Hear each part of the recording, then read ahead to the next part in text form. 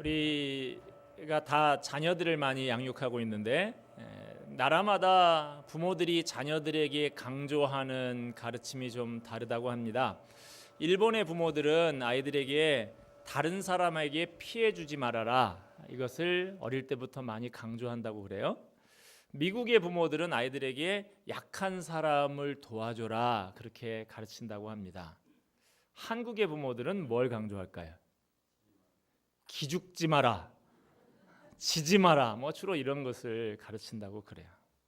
오늘 본문에 보면 자식들이 높아지기를 욕망하는 한 어머니가 두 아들을 예수님께 데리고 와서 당돌한 청탁을 합니다. 요즘 말로 치맛바람을 일으키는 거죠. 거기에 대해서 예수님께서 답변하시는 내용으로 말씀이 이루어져 있습니다. 먼저 이 가정의 배경을 좀 우리가 알아야 할 필요가 있는데, 아버지 이름이 세베대라고 나와 있습니다. 세베대는 갈릴리 지방에서 어부 생활을 했는데요, 단순한 어부, 조그만 고깃배 하나 가지고 있는 사람이 아니라 배를 여러 척 거느리고 선주 역할을 하는, 요즘으로 하면 어업회사 사장님 정도 되는 사람이었어요. 그래서 많은 사람들을 고용해서 먹고 살게 해주던 사람입니다. 세베대는 갈릴리에 회사를 두고 어부들을 고용해서 열심히 사업해서 돈을 많이 벌었습니다. 그들은 갈릴리에도 집이 있었지만 예루살렘에도 집이 있었어요. 그래서 예수님과 제자들이 예루살렘에 오실 때마다 그 집을 내어드려서 기거하도록 배려를 했었습니다. 이 집에 두 아들이 있었는데 하나는 야고보, 하나는 요한이었어요. 둘 다 예수님의 제자들이에요. 우리가 잘 알고 있는 사람들이죠. 예수님께서 십자가에 달리셨을 때 요한에게 자기 어머니, 육신의 어머니 마리아를 부탁을 하는 장면이 나오죠. 그때부터 그 제자가, 요한이 자기 집에 모시니라 그랬어요.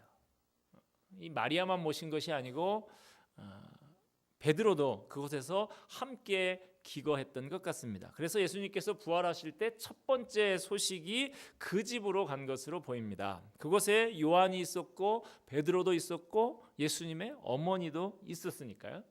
세베대의 가정은 그렇게 자기 집을 예수님을 위해서 내놓고 예수님을 위해서 경제적으로 헌신을 많이 했던 가정입니다. 예수님 후원회장 같은 사람이에요. 이 세베대의 부인이자 야고보와 요한의 어머니인 살로메라는 이름으로 알려진 여인이 있습니다. 이 여인이 성경에 여러 번 나오는데 촌수로 따지면 예수님의 이모가 되는 사람입니다. 그렇게 예수님과 가깝고 예수님을 위해서 경제적인 기여도 많이 한 이 무시할 수 없는 여인이 어느 날 이 두 아들을 대동하고 예수님 앞에 나타나서 넙죽절을 하면서 뭔가를 요구하는 거예요. 다른 때와 달라서 예수님께서 물어보십니다. 평소 안 하는 짓을 하는 거 보니까 뭔가 원하는 게 있는 모양인데 뭘 원하느냐. 그랬더니 그 어머니가 이렇게 말을 합니다.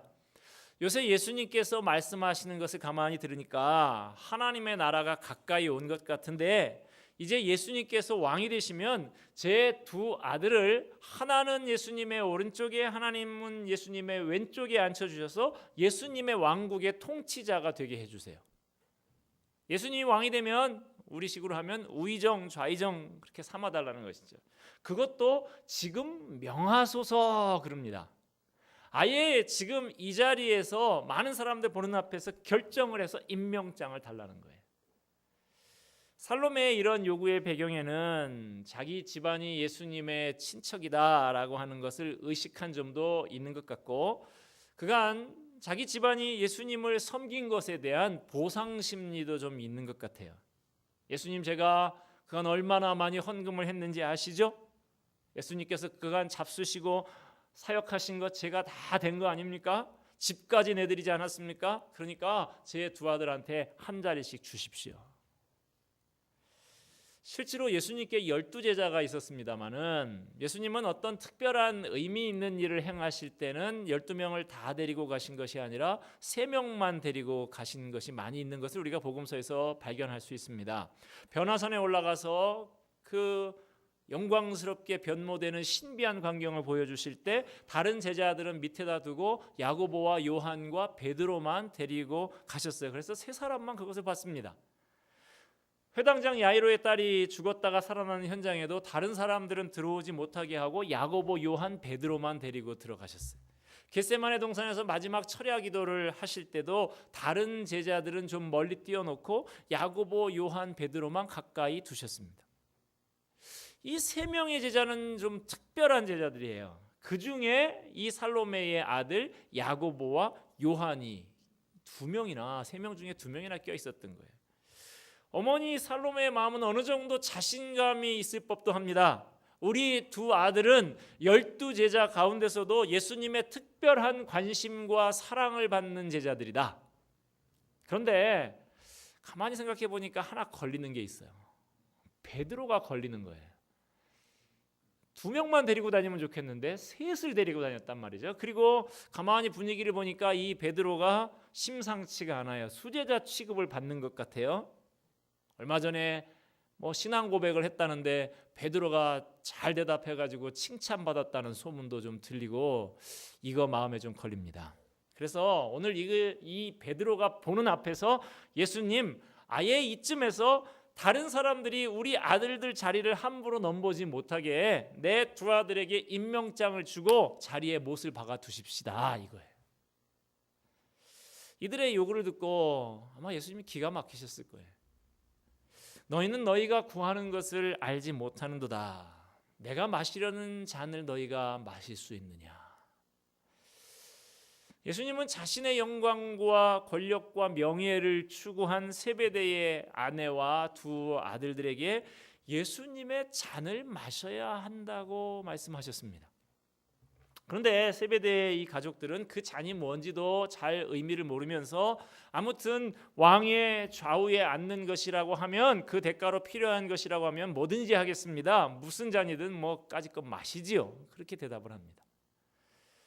여러분 우리는 이제 그 잔의 의미가 뭔지를 다 알고 있습니다. 예수님 말씀하시는 잔이 무슨 잔입니까? 고난의 잔입니다. 십자가의 잔입니다. 희생과 눈물의 잔입니다. 여러분 지금 이 순간쯤 되었을 때 우리가 지금 사순절 기간을 맞아서 예수님의 행적을 좀 살펴보고 있는데 지금 바로 이때죠. 예수님은 지금 이 시간쯤에 이제 곧 십자가가 다가오고 있는 이 시점에 무엇을 생각하고 계실까요? 예수님의 머릿속에 가득 차 있는 생각은 뭐였을까요? 십자가였을 것 같지 않습니까? 그런데 느닷없이 제자들이 오른편 왼편에 앉게 해달라고 와서 청탁을 하고 있는 거예요.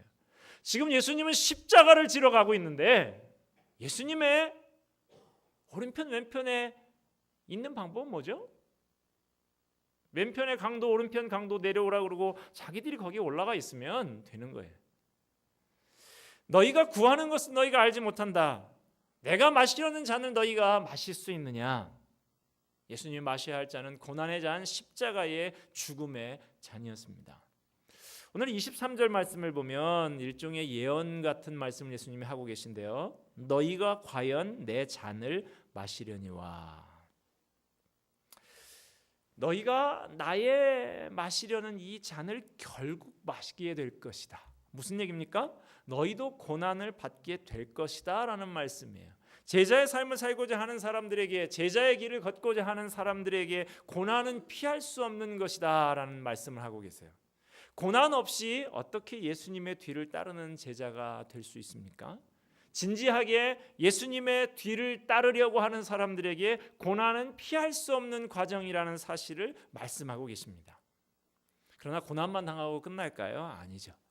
고난 후에 얻을 영광에 대해서도 암시하고 계십니다. 다시 23절 예수님의 말씀 읽어보면 너희가 과연 내 잔을 마시려니와 내 좌우편에 앉는 것은 내가 주는 것이 아니라 내 아버지께서 누구를 위하여 예비하셨든지 그들이 얻을 것이니라.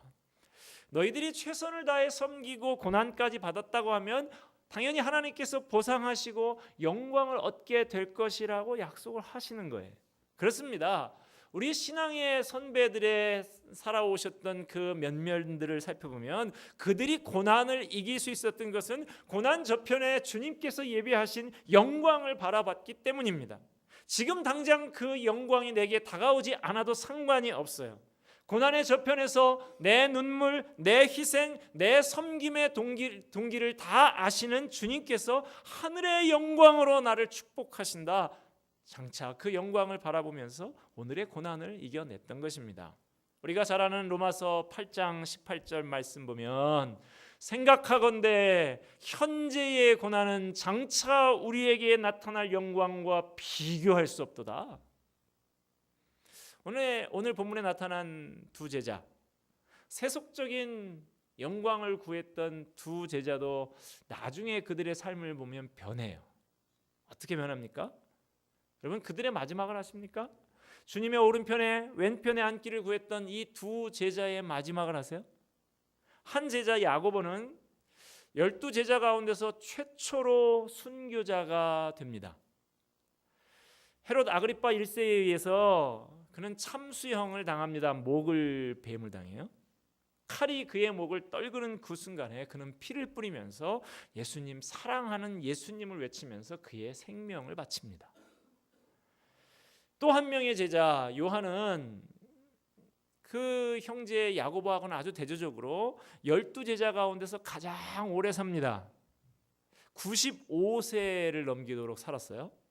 반모섬의 그 신앙 때문에 귀양살이 유배를 가서 기도하다가 하늘의 감동 속에 요한계시록을 기록했던 요한, 마지막까지 목회자로서 에베소 교회를 돌보면서 최후까지 교회를 지켰던 요한이 바로 예수님께 찾아와서 절하면서 한 자리 부탁했던 그 한 명의 제자였습니다. 한 사람은 일찌감치 순교해서 세상을 떠났습니다. 또 한 사람은 가장 오래 남아서 고난을 겪으면서도 교회를 지키는 일을 감당했습니다. 오늘 본문 24절 말씀 보면 이들이 찾아와서 예수님 앞에 한 자리씩 달라고 할 때 그 말을 들었던 다른 10명의 제자들의 반응이 나오는데요. 10제자가 듣고 그 두 형제에 대하여 분이 여기거늘 나머지 제자들이 씩씩거립니다. 화가 났습니다. 쟤네들 봐라, 엄마까지 동원해서 청탁을 해. 여러분, 한 공동체 안에서 특정한 사람이 특별한 취급을 받으려고 하면 그 안에 살벌한 분위기가 조성이 됩니다. 다른 10제자가 이 사건을 보고 분하게 여겼다는 것, 뭘 의미합니까? 자기들도 마음속에 이렇게 대놓고 와서 청탁은 못했지만 똑같은 생각을 가지고 있었다는 걸 알 수 있어요. 다들 예수님을 따라다니고 있는 목적이 우의정 좌의정하는 데에 마음이 있었다라는 것을 표현하고 있는 것입니다. 이날부터 아마도 예수님의 제자들 사이는 험악해졌을 거예요. 저마다 눈치를 보면서 출세의 기회를 놓치지 않으려고 잔머리를 굴리고 예수님 앞에 자기의 존재감을 드러내려고 신경을 곤두세웠을 것 같습니다. 한심하죠. 이들의 생각을 아시고 예수님께서 제자들을 불러 모아서 이르는 말씀이 25절에 나옵니다. 이방인의 집권자들이 그들을 임의로 주관하고 그 고관들이 그들에게 권세를 부리는 줄을 너희가 알거니와. 이들은 그 당시에 로마 제국이 그들을 지배하고 압박하고 여러 가지 것들을 뺏어가는 그런 상황 가운데 있었는데 예수님이 로마 제국을 내쫓고 민족의 해방자가 될 것이고 장차 예루살렘의 왕권을 쥐고 집권자가 돼서 권세를 부리는 정치적인 왕이 될 거라고 믿었어요. 너나 없이 같은 생각을 가지고 나중에 한 자리씩 차지하려고 벌써부터 신경전을 벌이고 있는 것입니다. 예수님의 두 제자와 그 어머니 살로메는 지금 세상 집권자들이 가지고 있는 생각을 똑같이 가지고 있는 거예요. 세상 집권자들이 권세를 부리는 것에 대해서 매력을 느껴서 예수님이 왕이 되실 때 하나는 좌편에 하나는 우편에 앉게 해달라고 요구하는 것이죠. 이렇게 험악한 분위기를 보이는 난감한 상황을 예수님께서는 어떻게 해결하고 계십니까? 26절부터 28절까지 우리 이 석절의 말씀 같이 한번 다시 읽겠습니다.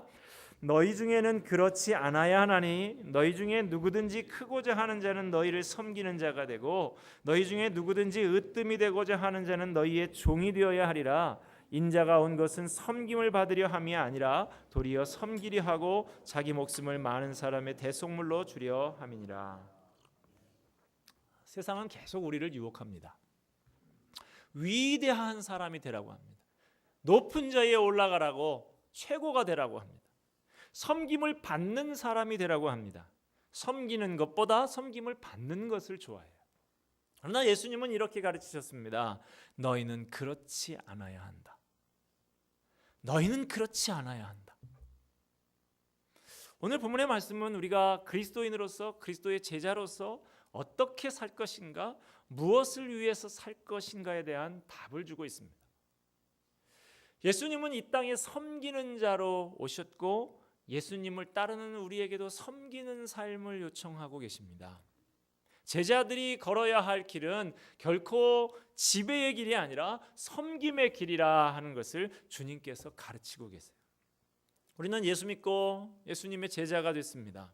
그러나 우리가 제자가 되어서도 우리 마음속에 있는 그 은밀한 지배의 욕심, 그것을 극복한다는 것은 쉬운 일이 아니죠. 지배의 욕구는 인간의 존재 깊은 곳에 뿌리박고 있는 가장 강렬한 욕구 중에 하나죠. 그래서 철학자 니체는 말하기를 인간 존재의 본질을 빌레주어 마크트, 권력에 대한 의지다라고 그렇게 말을 하고 있습니다. 권력에 대한 의지, 힘에 대한 의지, 이 강력한 의지가 사람들을 지배하고 있다는 거예요. 한국 사람들은 각별히 더 특별한 것 같아요. 그 이유는 우리 속에 숨어있는 죄상 그 타락한 성품에다가 더해서 우리가 그간 지녀온 유교 사회의 역기능적인 요소가 있어서 그렇습니다. 끊임없이 모든 것을 계급화하려고 합니다. 한국 사람처럼 모든 것을 계급화시키는데 민감한 민족이 없어요. 얼마 전에 보니까 꼭 요맘때쯤 되면 세계 대학, 100대 대학, 200대 대학 이런 순위가 발표가 되더라고요. 신문에 크게 막 한 반 이상 되는 기사를 차지를 합니다. 그래서 서울대학은 42위권에 들었네, 100위 안에 들은 학교가 서너 개 되네, 이런 이야기들이 나오고 작년보다 순위가 올라갔네 내려갔네 그러는데, 어느 글을 보니까 그렇게 대학 서열화하는 나라는 세계에서 한국밖에 없다 그래요. 그냥 내가 관심 있는 분야에 권위 있는 교수님이 어디 계신가, 그래서 거기에다가 어플라이 해가지고 가서 좀 제자로 받아주십시오, 그래서 연구하면 되는 것이지, 대학이 전체가 몇 위냐 그거 그렇게 중요하게 여기지 않는데 한국 사람들은 그걸 서열화해요. 저희 아이가 고등학교를 가길래 제가 인터넷 가서 지망을 해야 된다 그래요, 수원에서는. 그래서 그 수원의 학교는 어떤 학교가 좋은가, 고등학교가, 제가 검색을 했더니 고등학교도 그게 있더라고요. 작년에 서울대학을 보낸 순위가 쫙 나와요. 어느 학교는 5명, 어느 학교는 1명 못 보낸 학교, 이런 거가 쫙 나오더라고요. 이야, 참 심하다. 그런대로 이 근처에 있는 학교들이 괜찮은 학교들인데도 그래봐야 몇 명 보내지도 못했더라고요. 끊임없이 우리는 계급화를 하려고 합니다. 서열을 매기려고 해요. 그래서 하다못해 뭔가 이 사람하고 나하고 서열을 매길 게 없으면 주민등록증을 꺼내라 그럽니다. 숫자가 누가 빠른가, 그것 가지고 너하고 나의 위아래를 매기려고 해요. 세계적으로 어느 사람에게는 우리가 쓰는 말에 존댓말, 예산말, 반말, 이런 말이 구분이 되어 있는 말이 한국말 말고 또 있는가 싶습니다. 식당에 밥을 먹으러 가서도 그냥 좀 편하게 아무 자리나 앉아서 먹으면 좋을 것 같은데, 자리를 앉을 때도 조심해서 서열을 따져서 앉아야 되죠. 심지어는 식당 종업원도, 경력이 있는 종업원들은 눈치를 딱 보고 누구한테 제일 먼저 밥을 갖다 줄 것인가, 이것들을 생각을 하고 그렇습니다. 교회에서도요, 목사를 부를 때도 당회장이라고 그렇게 부르는 교회가 있더라고요. 당회장이라고 하는 명칭은 당회를 할 때만 당회장이에요. 우리 교회 같으면은 석 달에 한 번씩 하니까 1년에 4번만 당회장 하면 되는 거예요. 그런데 그 좋은 목사라고 하는 영광스러운 명칭을 놔두고 장자 붙는 명칭을 그렇게 좋아해서 1년 내내 부르는 목사님들도 있어요. 우리의 일체의 불안한 인간관계의 밑바탕에는 권력 욕구, 지배 욕구의 동기가 숨어 있습니다. 가정생활의 갈등, 부부의 갈등, 고부간의 갈등, 그게 결국에 뭐냐? 누가 지배자냐? 누가 다스리는 자냐? 결국 그 갈등 아닙니까? 직장에서도 마찬가지고요. 심지어 교회 생활 속에서도 이런 생각을 가지고 들어와서 교회 직분을 서열로 생각하고 교회 안에 갈등이 있는 경우를 우리 주변에서 심심치 않게 소문으로 듣게 됩니다. 그러나 오늘 주님은 당신을 따라오는 그리스도의 제자들에게서만은 이런 계급 의식이 없어져야 함을 역설하십니다. 너희는 그렇지 않아야 한다. 물론 어떤 조직이든지 운영이 되려고 하면 일을 맡아서 할 자리가 필요하기는 하죠. 그러나 우리 그리스도인들에게 있어서는 철저하게 그 자리는 섬김의 자리다 하는 것입니다. 그것은 결코 지배욕을 충족할 수 있는 자리가 아닙니다. 크리스찬의 리더십과 세속적인 리더십의 분명한 차별성이 존재하는 것이죠.